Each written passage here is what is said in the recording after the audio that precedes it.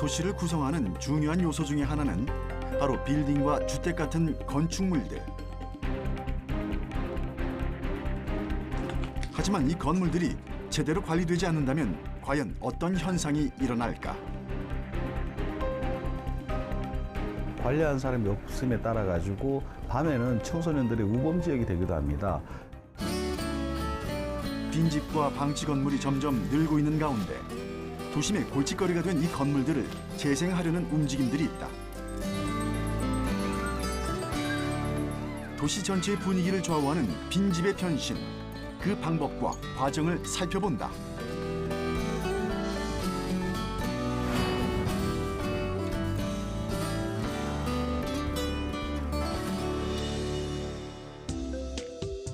도시를 구성하는 주요 요소 중에 하나는 단연 건축물이다.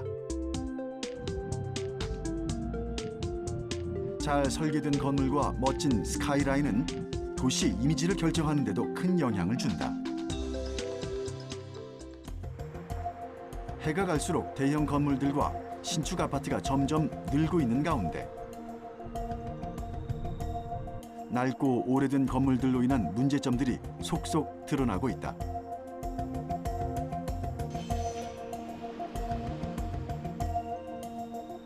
특히 도심 곳곳에 불어닥친 재개발 열풍은 많은 부작용을 낳았는데 우후죽순 생겨난 빈집과 짓다가 공사가 중단된 대형 건물들이 바로 그것이다.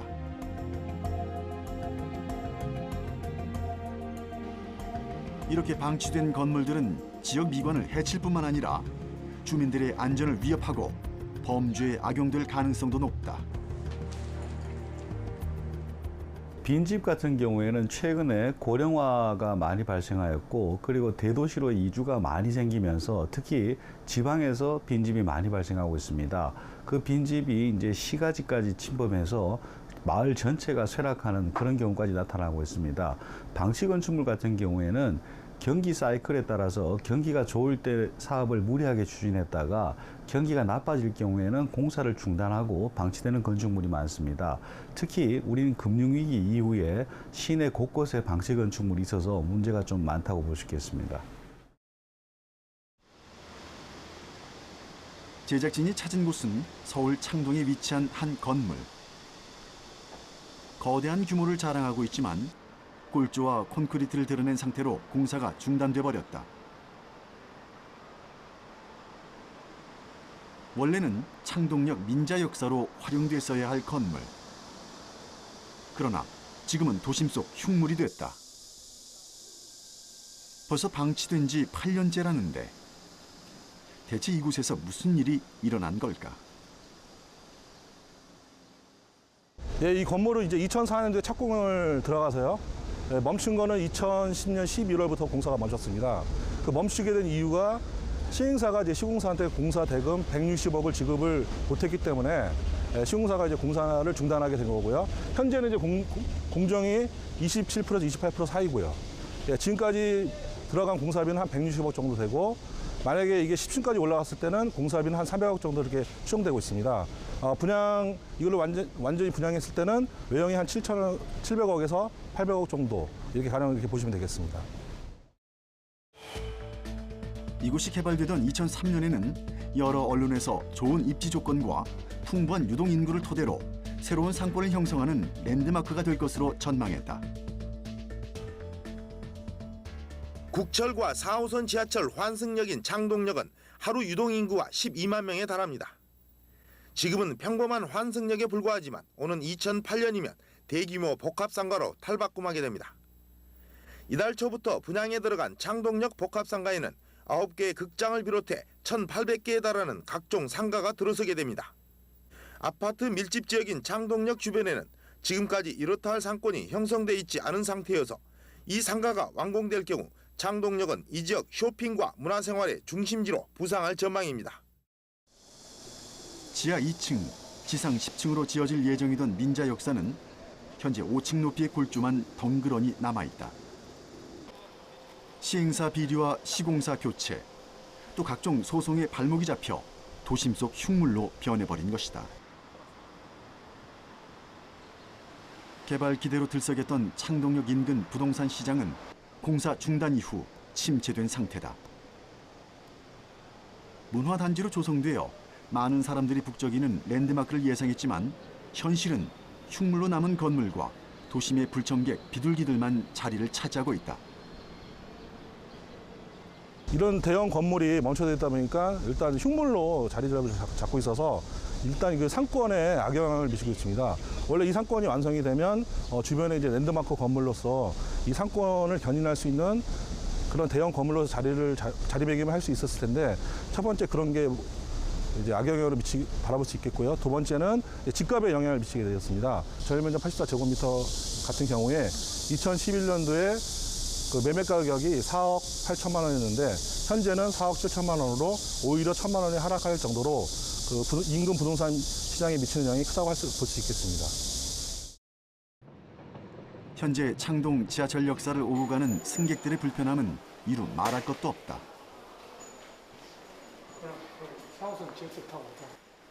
통로를 가로지르는 벽면에는 벌써 수년째 공사를 나타내는 표시만 기약 없이 매달려 있다.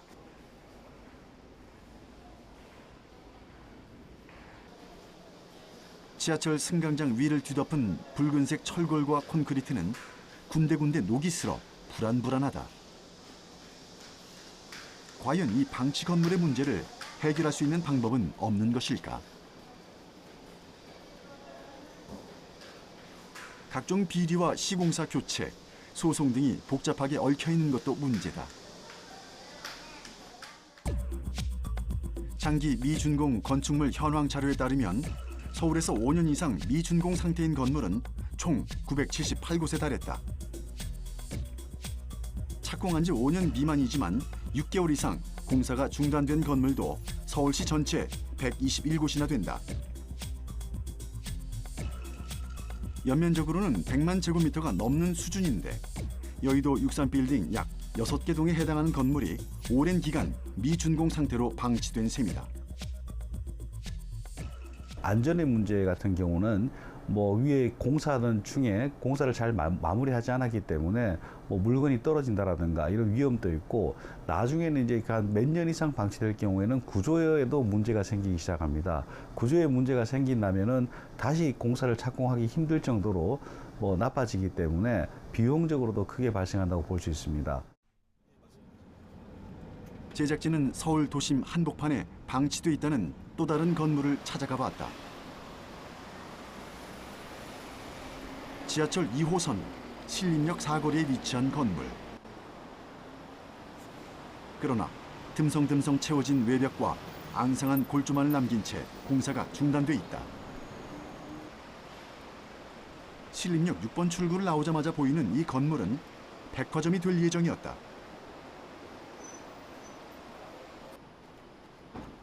건물 주변을 둘러싼 가림막에는 먼지와 낙서가 가득하고 분위기조차 을씨년스럽다.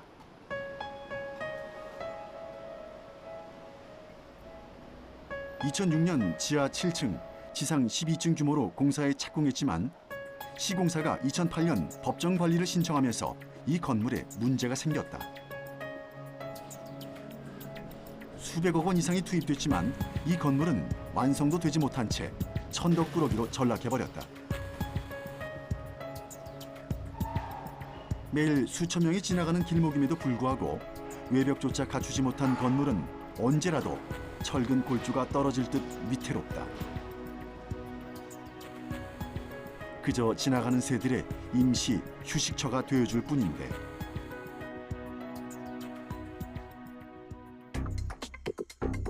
신림역 상권은 서울 서남부를 대표하는 대형 상권의 면모를 갖추고 있는 곳이다. 사거리 상권 중 대형 건물이 들어선 두 곳은 주변 상권도 활발하다. 대형 쇼핑몰이 자리를 잡으면서 늦은 시간까지 유동 인구가 붐비기 때문인데, 이미 프리미엄을 붙여서 매매가 될 정도로 인기도 좋다.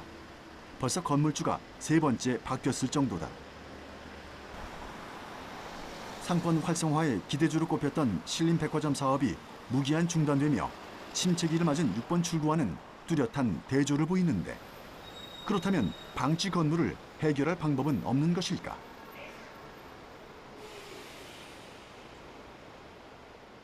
그 사업을 추진한 사람이 있고 또 거기에 돈을 빌려준 사람이 있고 그 이런 관계, 그리고 또 이제 공사를 진행하다가 공사비를 못 받은 사람들도 있고 이해관계가 굉장히 복잡합니다. 그래서 경기가 좋다면은 큰 문제가 없지만 이런 이해관계가 복잡할 때는 향후 새로운 사업자가 그 사업을 맡아서 하기에도 쉽지 않은 상황입니다. 그래서 뭐 우리나라 같은 경우는 계속 늘어나는 경향이 있고, 최근에 이제 방치 건축물 문제가 심각해져 가지고 서울시라든가 경기도에서 일부 대책을 마련했지만은 그 대책이라는 것들도 정부가 재정을 투입해서 어떻게 정리하는 방향이기 때문에 가시적 효과를 보기에는 재정 자체가 너무 작아서 좀 미약한 상태입니다. 방치 건물은 통행에 방해가 되거나 도시 미관을 해치는 등 그 자체로도 많은 문제를 안고 있다. 하지만 더 큰 문제는 이로 인해 주변 지역까지 부정적인 파급 효과를 준다는 점이다. 지역 경제를 침체시킬 뿐만 아니라 범죄 장소로 악용될 요지가 다분하다. 1982년 미국 범죄 심리학자들은 깨진 유리창 이론을 발표했다. 깨진 유리창 이론이란 건물에 깨진 유리창을 방치해두면 지나가는 행인들도 관리되지 않는 건물로 간주해버린다. 결국 나머지 유리창도 부담 없이 깨트리게 되고 그 지역 자체가 우범지역이 된다는 이론이다. 지역 슬럼화의 주범으로도 지적받고 있는 방치 건물. 문제는 서울뿐만이 아니다.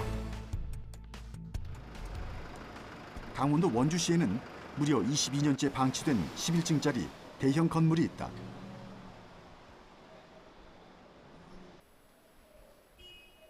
내부로 들어갔더니 공사가 상당히 진행되고 있었음을 알 수 있는데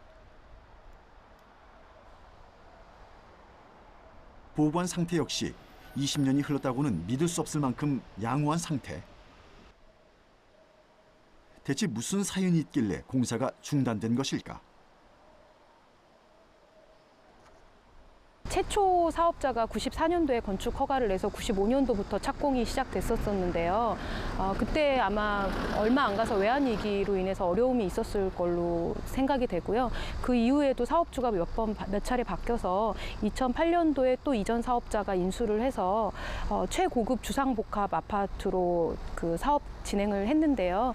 또 아시다시피 그때 또 한 번의 금융위기가 찾아오면서 분양에도 어려움을 겪고 공사비 미지급 등으로 인해서 사업이 중단된 걸로 알고 있습니다. 그리고 이 지역에 맞는 사업 컨셉하고는 조금 맞지 않는 그런 컨셉이기도 했고요. 건물 계단 위로 올라가 봤더니 원래 구조물의 형태가 눈에 더 잘 들어온다. 이게 아파트 구조체임을 확인할 수 있는 여러 곳을 확인할 수가 있는데요. 오른쪽을 보시면은 여기가 이제 주방의 위치가 되었었을 것 같고요. 왼쪽을 보시면 이제 거실의 위치가 되는 거고, 그 방이 이렇게 하나, 둘, 셋.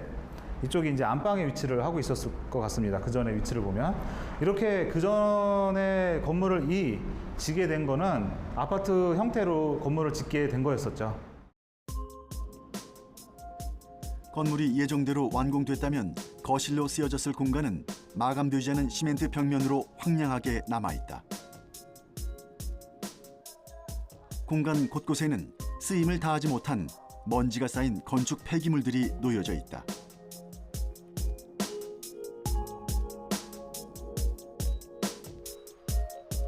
멋진 전망을 자랑했을 베란다는 외부에 노출되어 있어 상태가 더 심각하다. 각종 쓰레기는 물론 오랜 세월 방치됐음을 증명하듯 푸른 이끼들이 무성하게 자라있다. 그 건물 제일 꼭대기 상층부에 올라가 보시면 그쪽에 그 타워 크레인이 그냥 위험한 상태로 놓여져 있었어요. 그걸 방치한 상태로 그냥 건물 짓다 말고 철수를 하게 된 거죠. 그래서 이 주변의 주민분들이 저거 무너지면 어떡하냐. 그래서 상당히 불안해하시고 그것을 이제 민원을 많이 제기를 했던 걸로 알고 있습니다. 또 하나는 그대로 아무도 지키지 않다 보니까 여기 밤에 불이 꺼지면 완전히 이게 우범지대가 될 수 있는 위험성이 있었거든요. 그래서 이제 저희가 이것을 매입을 하고 나서부터는 그런 위험성을 없애기 위해서 타워 크레인부터 없앴고, 그 다음에 두 번째로는 각 동서남북으로 CCTV를 설치를 해서 사람이 지키고 있음으로 해서 그런 우범지대로부터 좀 벗어날 수 있는 그런 환경을 좀 만들었습니다. 그 과거보다는 지금이 훨씬 더 이제 환경적으로는 더 나아진 거죠. 이 건물을 새롭게 인수한 시공사는 외부로 드러난 문제를 우선순위로 해결했지만 안전을 위협하는 요소는 여전히 남아있다. 특히 내부 곳곳에 정리되지 않은 위험물질과 마감이 되지 않은 구조물들은 혹시라도 사람이 들어오게 될 경우 사고의 위험성을 높이고 있다.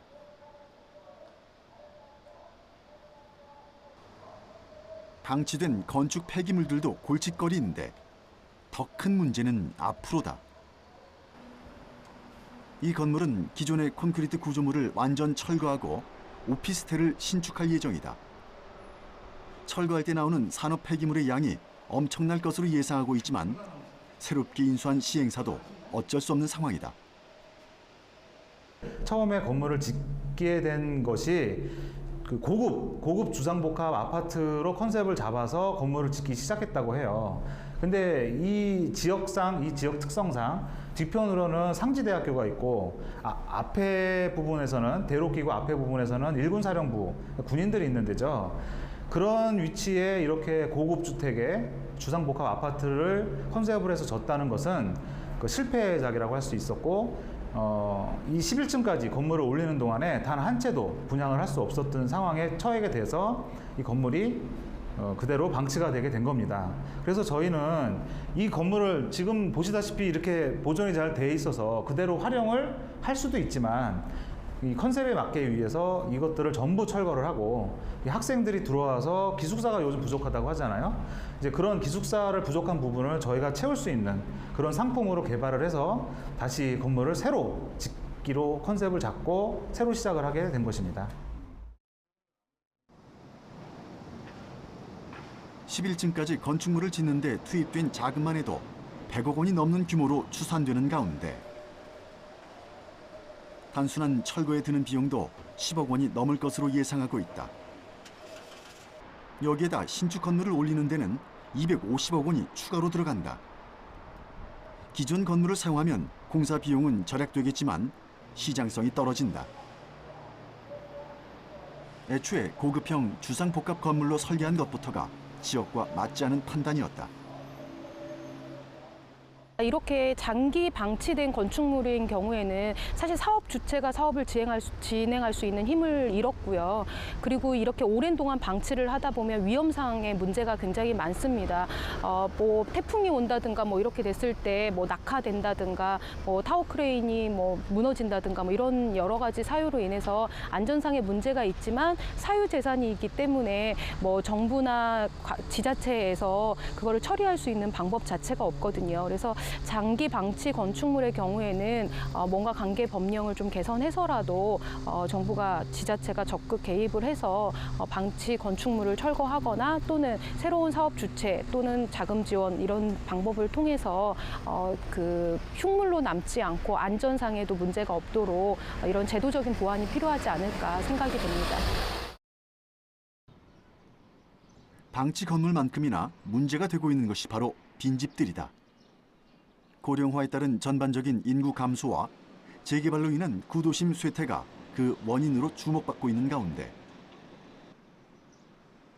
이대로 두었다간 노후된 빈집은 점점 더 늘어날 것으로 예상된다. 빈집 자체가 이제 파급되면서 주변의 그런 지가 하락, 부동산 가격 하락 이런 경제적인 측면도 분명히 있지만 관련 지역의 여러 가지 서비스, 교육, 그다음에 어떤 치안, 방범 어떤 이런 부분에 대해서도 같이 문제가 생길 수가 있고요. 그리고 또 실제로 이제 빈집을 찾아가셨으니까 문제가 보이잖아요. 그래서 빈집들 안에 이제 그 뭐 야생동물의 어떤 배설물들이 쌓인다든지 오래된 집들은 결국 관리를 안 하면 금방 또 붕괴가 된다라든지 바람이 세게 불거나 했을 때 이제 그 구조부의 일부가 이제 누락을 한다, 탈락을 한다라든지 그래서 주변에 여러 가지 그런 뭐 화재 위험부터 해서 굉장히 많은 부정적인 영향을 잊힐 수 있습니다.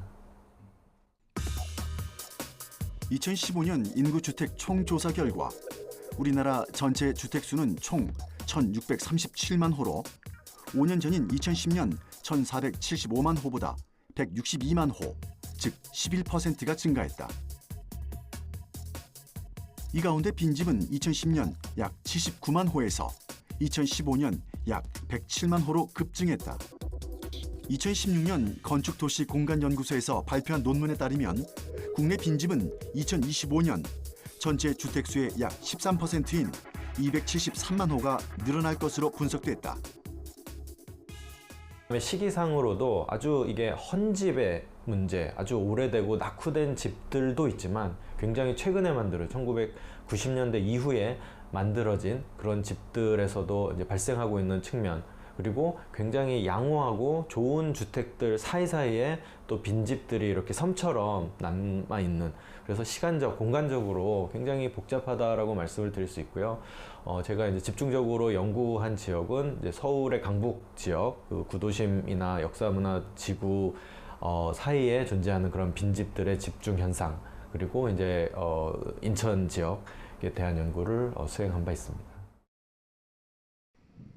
2010년 주택 총조사에 따르면 인천은 주요 광역시도 중 단독주택만을 놓고 따진 빈집률이 약 7.1%로 매우 높은 편이다.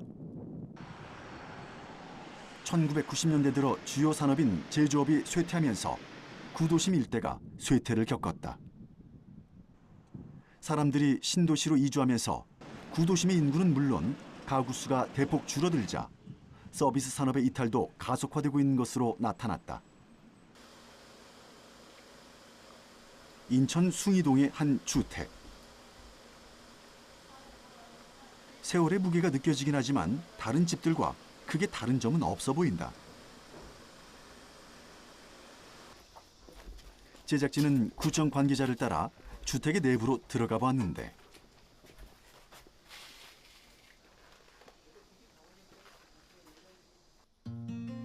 오래되고 낡긴 했지만 살림살이가 고스란히 집안에 남아있다. 그러나 물건 위에 수북이 쌓인 먼지들이 몇 년간 사람의 손길이 닿지 않았음을 증명하고 있었다. 조금만 손을 본다면 누군가 당장 들어와 살아도 부족함이 없을 공간이다. 벽면엔 수년 전에 멈춰진 시간을 고스란히 증명하듯 오래된 달력이 매달려 있다. 제물포역과 동인천역 한 중간 지점이라고 보시면 되겠습니다. 위치상으로는 그렇고요. 한 3년 정도 빈집의 상태로 있었습니다. 그리고 최근에 새가 잘 나가지 않기 때문에 주인께서 또 상태도 양호하고, 그래서 우리 구가 하고 있는 빈집 재활용 사업에 동참하는 뜻에서 한번 이것을 활용하는 게 어떻겠냐, 이런 제안이 있었습니다. 그래서 추진하게 됐고요. 여기서 하려고 하는 주요 사업은 예술인들의 예술 창작, 그런 공간을 활용하고자 합니다. 인천 남구에서는 2013년부터 빈집 재활용 사업을 진행하고 있다. 구에서는 한 곳당 약 2천만 원 정도의 지원을 통해 도배, 장판 교체, 창문 수리 등을 진행한다.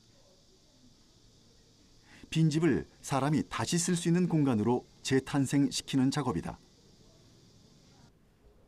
또 건물 소유주에게는 재산세 감면 혜택을 주고 있다. 건물주는 처치 곤란한 빈집을 활용할 수 있어서 좋고, 입주자들은 저렴한 비용으로 공간을 활용할 수 있다. 때마침 이 빈집을 사용하기 위해서 점검을 나온 사람들을 만날 수 있었는데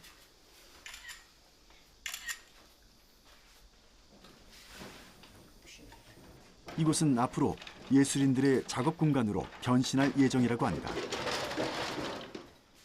3년 방치된 치고는 너무 깨끗하고, 뭐 보존 상태라든가 그런 것들이 너무 잘 돼 있어서, 예, 뭐 크게 이렇게 막 구조를 이렇게 막 크게 뭐 이렇게 변경하거나 그럴 것까지는 않을 것 같고요. 그냥 뭔가 진짜 요새 젊은 취향들에 조금 더 맞게 변형만 조금만 더 건들면 괜찮지 않을까 싶습니다. 네. 그러니까 저희 취지가 뭐 주변 분들과 대학생들과 여러 예술 활동하시는 분들과 같이 모여서 아이디어 회의도 하고 그다음에 이 공간을 가지고 좀 더 주변 분들한테 좀 어떤 예술 활동을 보여줄 수 있을까에 대해서도 고민을 많이 할 건데요. 일단 그런 부분적으로 조금 저희가 회의를 하고 앞으로 진행해야 될 것 같습니다. 인천 남구는 현재까지 관할 구역 내 빈집 23개소를 보수하고 개조하여 필요한 사람들에게 공급해왔다. 이처럼 빈집은 그냥 두면 흉물이지만 잘만 활용하면 도시의 고질적 문제인 주거난 해소에도 도움이 될 수 있다. 또 일부 주택가에서는 빈집을 아파트 관리소와 같은 역할을 수행하는 마을 주택관리소로 활용하기도 한다는데 인천 도화동의 이 주택은 약 2년 정도 빈집으로 방치됐던 건물이다. 1층은 어르신들의 일자리 창출 공간으로 거듭났다. 마스크팩을 포장하며 용돈을 벌고 있는 어르신들. 여러 명이 함께 쓰는 공간이다 보니 편의 시설도 잘 돼 있다. 뜨거운 여름을 나기에는 에어컨이 설치된 이곳이 훨씬 낫다는 분들도 많다. 여기 원래 빈집이었던 거 알고 계세요? 네, 원래 이거 빈집이었는데 남구청에서 이거를 마련해 주시갖고 우리 동네 어르신들한테 이제 좋은 자리를 마련해 주셔서 이걸 하고 있습니다. 요거 하시면은 뭐 소일거리는 좀 되시겠어요? 네. 소일거리도 되고 좋죠. 시간도 잘 가고 집에 있는 것보다도 훨씬 낫죠. 그전엔 여기가 쓰레기통이었대요. 예, 고양이만 찾도 갖고. 근데 지금은 깨끗하고 이렇게 시설하고 좋잖아요. 그래서 아주 재밌어요. 힘들지 않아요. 재밌어요. 집에서 들어놓으면 허리 아픈데 여기 와서 일하면 그냥 같이 웃고 즐기고 재밌죠 뭐. 집에 혼자 있는 것보다. 2층 사무실은 다양한 민원 활동을 처리하는 장소다. 주민들의 택배를 받아주기도 하고 남구청에서 지원해주는 공구를 관리하고 대여해준다. 빈집 하나를 제대로 활용하자 주민들의 일상이 훨씬 더 풍요로워졌다. 빈집 및 소규모 정비특별법이 생기기 때문에 남구에서는 지금부터 2달 전에 벌써 빈집 TF 팀을 구성을 해서 현재 운영을 하고 있습니다. 매주마다 앞으로 우리 관내에 있는 빈집을 어떻게 활용할 것인지에 대한 어떤 추진 계획이라든지 이런 것을 계속 모니터링을 하고 있기 때문에 앞으로는 이게 아까도 말씀드렸지만 어떤 구에서 의지를 갖고 뭐 한 집, 2집 이렇게 하는 것이 아니라 그 도시 전체에 대한 빈집에 대한 체계적인 그런 관심과 조사와 또 그를 활용하는 방안까지 지금부터 해서 내년 2월부터는 본격적인 궤도를 올려놓는 것이 저희 구청의 지금 목표입니다. 이렇듯 빈집을 정비하고 활용하고자 하는 노력이 활발하게 추진 중이다. 서울시 역시 빈집 살리기 프로젝트를 진행 중인데 6개월 이상 방치된 빈집을 저소득 가구에게 시세 80% 수준으로 최소 6년간 임대하는 형식이다. 집주인들은 방치된 빈집을 고치고 임대료까지 받을 수 있어 프로젝트에 큰 관심을 보이고 있다. 그러다 보니 집을 고치고 수리하는 작업에 관심을 보이는 사람들도 늘고 있는데 인천 용현동의 한 주민센터. 건물 내부에서 젊은 사람들이 미장 공사를 하고 있다. 벽돌을 쌓고 시멘트를 바르는 등 집에 뼈대를 다지는 기초 공사 작업. 전문가는 아니지만 꼼꼼하고 야무진 손길이 눈길을 끈다.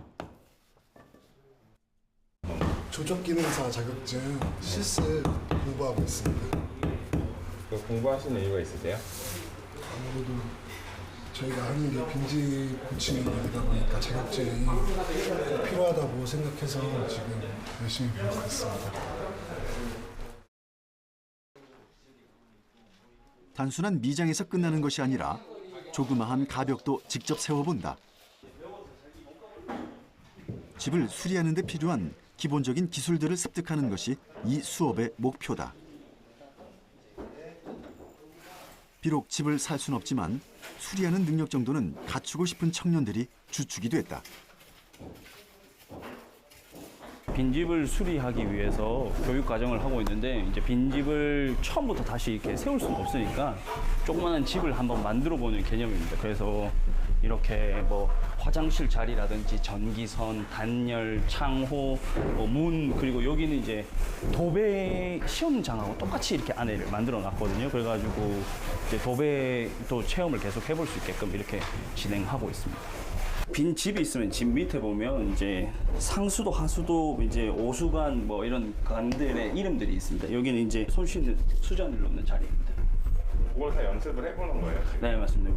집을 이제 빈집들은 너무 많은데 빈집을 다 부셔가지고 바닥 밑부터 다 뜯어내가지고 할 수는 없으니 집의 구조를 좀 쉽게 이해하기 위해서 이런 모형 집을 만들어서 그렇게 교육을 하고 있습니다. 연습을 충분히 했다면 이젠 실전에 돌입한다. 몇 년 동안 빈집으로 방치됐던 빌라를 수리하고 리모델링하는 작업에 투입된 청년들. 얘는 살려야 되고 얘는 버려야 되고. 뜯어진 벽지와 골조가 그대로 드러난 천장, 그리고 해진 장판들을 정리하는 일이 만만치가 않다.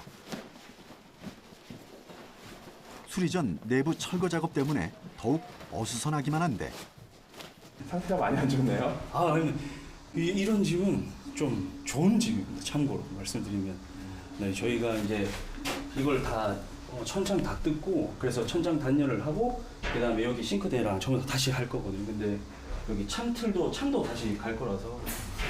근데 참고로 이런 집은 매우 양호합니다. 저희 어디 갔었을 때는 갑자기 어떤 사람이 도망간 것처럼 모든 건 그대로 먼지가 가득 이렇게, 네, 죽은 동물들의 시체가 이렇게 있는 그런 집은 아예 못 들어가요. 못 고칩니다. 지금은 비록 낡고 허름해 보이지만 철거 작업 후 한 달 정도 리모델링 작업을 거치면 빈집은 완전히 새로운 공간으로 탄생한다. 그리고 수리 작업에 참가한 한 청년이 이 집에 거주할 예정이다. 실제로 이 건물 1층에는 리모델링을 완료해서 이미 거주하고 있는 청년이 있다. 신축 건물과 별다를 바 없는 깔끔한 내부.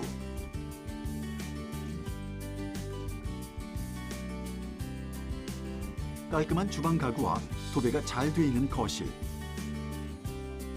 그리고 환한 화장실 타일들.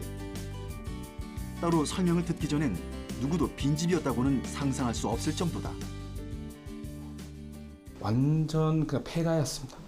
그러니까 지금 뜯고 있는 집 상태 정도로 생각하시면 됩니다. 그러니까 곰팡이가 다 펴져 있고요. 그다음에 화장실 완전 부셔져 있고, 그리고 화장실 물이 안 내려 있어가지고 하수가 완전 막혀 있는 상태였고, 그러니까 오물 같은 냄새도 올라오고요. 그리고 일단 등 같은 건 아예 없었고, 하여간 좀 벌레들도 많이 있고 그런 상태였습니다. 그러니까 거의 그냥 흔히 아는 폐가라고 생각하시면 됩니다. 새롭게 단 전등 하나에 분위기가 이렇게 달라진다. 혹시 모를 사고를 대비해 화재 경보기도 장착했다. 작업실을 겸할 수 있는 주거 공간이 필요했으나 높은 전월세 때문에 엄두도 내지 못했던 청년들에게 빈집은 주거난의 대안이 되고 있다.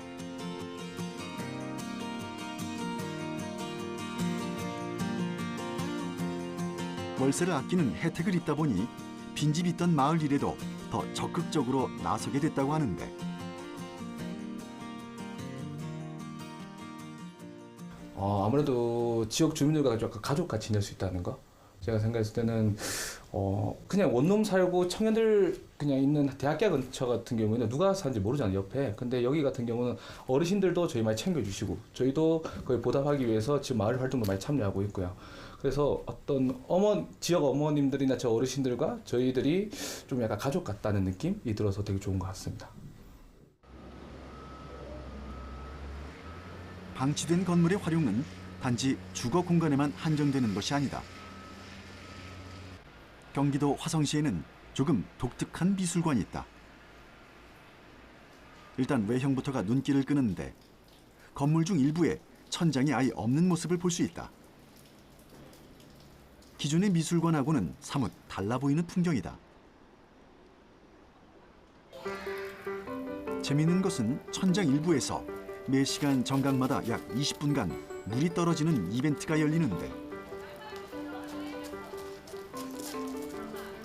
특히 아이들에게 이 이벤트는 큰 인기를 누리고 있다. 미술관에서 비 오는 날의 낭만을 만끽할 수 있기 때문이다. 그러니까 하늘에서 맑은 날 비를 맞는 프로그램이거든요. 근데 요즘 아이들은 비를 맞는 경우가 많이 없고요. 비를 맞았을 때 오감을, 그러니까 감각을 자극할 수 있는 경험을 할 수 있는 상시 체험 프로그램입니다. 심지어 천장에서 쏟아지는 빗물은 온천수를 이용하기 때문에 피부에 아무런 위해를 가하지 않는다. 이런 이벤트가 나올 수 있었던 것은 이 미술관 건물의 특수성 때문이다. 화성 지역의 온천수가 유명하다는 입소문이 번지면서 곳곳에 찜질방이 생겨났다. 이 건물 역시 처음엔 그런 용도로 만들어졌다. 하지만 투자자에게 사정이 생기면서 완공이 늦춰지고 그렇게 뼈대만 남겨진 채로 몇 년간 방치됐다. 그러다 건축가의 아이디어 하나가 죽어가는 건물을 살리고 동네 분위기를 바꿔놓았다. 지금 미술관이 위치한 이곳이 사실 예술 문화가 굉장히 부족한 지역이에요. 그래서 원래 방치됐던 찜질방 건물을 미술관으로 다시 바꾸면서 인근 지역의 주민들에게 어떤 예술 문화의 어떤 그런 기회들을 제공해 줄 수 있다고 생각을 했습니다. 그럼 여기가 방치됐을 때 상황은 좀 어땠어요? 사실 거의 이제 흉물처럼 이제 방치가 되어 있었고요. 오랫동안 이제 펜스들이 이제 처진 상태에서 안에 굉장히 쓰레기라든지 잡초들이 무성했고 사실 사람들한테는 굉장히 어떤 범죄의 어떤 원인을 제공할 수 있는 그런 곳으로 방치가 계속 되어 있었죠. 방치된 찜질방에서 미술관으로의 파격적인 변신은 지역 사람들에게도 신선하게 다가왔다. 폐허나 다름없던 곳이 예술을 즐길 수 있는 문화 공간으로 바뀌었고 매 계절 새로운 전시들을 선보이고 있다. 더 흥미로운 것은 전시를 하고 있는 내부 공간에서 건물의 원형이었던 찜질방의 형태를 찾아볼 수 있다는 점이다.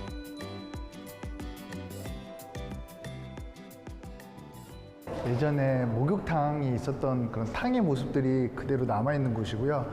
저희가 이런 탕의 모습들을 그대로 예술 작품이 설치될 수 있는 그런 다양한 어떤 전시 공간으로 그렇게 기획하였습니다. 있는 그대로를 다시 재활용하는 것도 하나의 큰 새로움이라고 생각을 했습니다. 그래서 기존에 있는 구조라든지 노출해 있는 그대로의 어떤 재료라는 그런 질감들 그대로 전달할 수 있도록 그렇게 기획하였습니다. 찜질방에서 미술관으로 차라리 허물고 새로 건물을 짓는 게 더 편했을지도 모를 일이다. 하지만 기존 건축물을 활용하는 과정에서 건축가는 새로운 사실을 깨달았다고 한다. 불리하게 느껴졌던 탕의 전형적인 구조들이 오히려 전시 작품이 설치될 수 있는 다양한 영역들로 활용될 수 있다는 점이다. 지붕에 있는 콘크리트를 완전히 걷어내서 하늘과 예술 작품이 함께 감상될 수 있는 그런 공간으로 다시 지붕 없는 미술관의 이름으로 다시 설계가 되었고요. 이 콘크리트 사실 그전에 콘크리트 구조 자체가 하나의 캔버스이면서 동시에 작품을 바라볼 수 있는 프레임 같은 역할도 해주고요. 또한 그 자체로서 하나의 그 동선이 사람들이 전시적 작품을 감상할 수 있는 그런 동선으로 어떤 역할을 할 수 있는 곳으로 보시면 되고요. 바닥에 있는 이 재료 역시 원래 중정의 불가마 벽돌로 활용됐던 그 예정이었던 그 벽돌을 다시 재활용해서 바닥을 마감하였습니다. 찜질방 벽돌을 그대로 이용한 바닥면. 재활용이 아니라 제2의 창작물이라고 해도 무방해 보인다. 예전의 것을 완전히 지우고 새롭게 시작하는 것이 아니라 기존의 것들이 가진 가치를 재발견해서 새로운 공간으로 탈바꿈하는 작업. 방치 건물에 얽힌 문제들을 해결하는 데 작은 실마리를 제공할 수 있지 않을까. 제 생각엔 이제 이게 무슨 하나의 솔루션으로 모든 걸 다 해결해 줄 수는 없다고 생각해요. 이제 각자의 다 버려진 사연들이 있기 때문에, 그리고 어떤 지역에 왜 버려졌냐가 되게 무엇이 버려졌냐가 중요하거든요. 그리고 누가 이 안을 다시 살릴 수 있는가는 각각 케이스에 맞춰야 될 것 같고요. 하지만 이제 재생이라는 큰 화두에서 기본적인 룰들은 조금 같이 고민해 봤으면 하는 게 제 경험으로 드릴 수 있는 말씀일 것 같아요. 그리고 버려진다는 건 굉장히 쉬운 거거든요. 버리는 건 너무 순식간이고요. 다시 살리는 건 굉장한 시간이 많이 걸려요. 그래서 그 노력들을 다 같이 하지 않으면 되게 어려우니 같이 얘기해 보고 절대 쉬운 일이 아니라는 걸 같이 했으면 좋겠습니다. 네. 앞으로 빈집과 방치 건물들은 더욱 큰 폭으로 증가할 예정이다. 빈집들이 도시의 흉물이 될지 주거난의 대안이 될지는 이제 사회 구성원들의 손에 달려있다. 눈앞의 이익을 추구하는 것보다 보다 장기적인 관점에서의 도시 계획이 필요할 때가 아닐까.